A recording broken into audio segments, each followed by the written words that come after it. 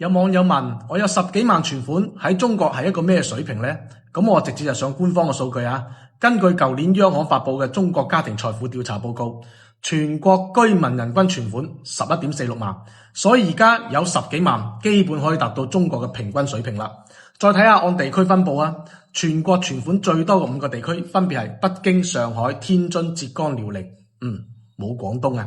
報告顯示呢，儲蓄少於8萬蚊嘅人佔60%，超過30萬嘅僅係佔6%啫。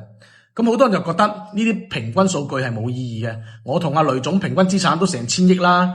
咁我哋睇更加實際嘅中位數啊，係5萬嘅。咁咩係中位數呢？即係14億人排隊啊，排中間嗰個啊。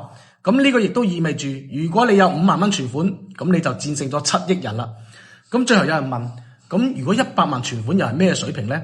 咁都係按照官方嘅數據啊，呢個係屬於富裕嘅人群啦。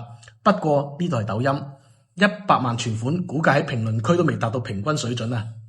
太寬揾老飯，包你唔使煩。